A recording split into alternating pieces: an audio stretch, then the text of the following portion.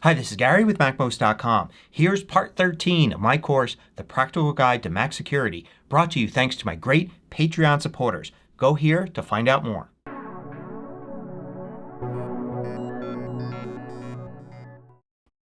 So a backup is a must-have for any computer user. But what if you want to go beyond that?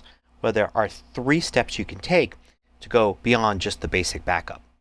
The first is to simply have a second time machine backup. This is actually extremely easy. You just add another hard drive to your Mac, set it up as a time machine backup just like the first one, and it will back up to both places. As a matter of fact, it will back up to whatever is available. So for instance, if you have a MacBook that you move between home and work, you could have one time machine backup in one location, one in another, and then when you put it on the desk at either location, you plug in that backup drive and Time Machine will automatically back up to that drive. So you can go back and forth between 2 locations and have 2 backups. Or simply have 2 backups sitting at one location, have one plugged in for a period of time, unplug it, and plug the other one in, and the one that isn't plugged in could be at another location. Maybe you store that at a family member's house and you swap it out every week. It's so easy to do, there's really nothing to show. You just have both backups and plug in whichever one or both at a time and have it back up, and it just works. Now, another type of backup you may want to do is using another piece of software. These are usually called clone backups or cloning your drive because typically they take your drive and make an exact copy of it.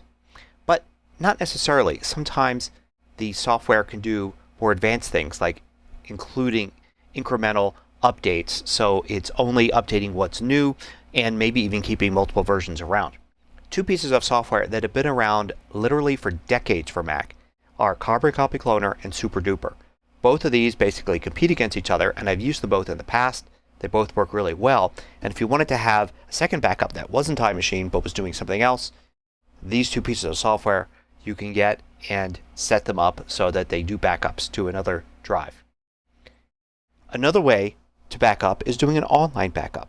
So the problem with a backup that's local is sometimes the disaster that befalls your Mac can also befall your other equipment. For instance, if somebody steals your Mac, they may also steal other equipment around, including your backup.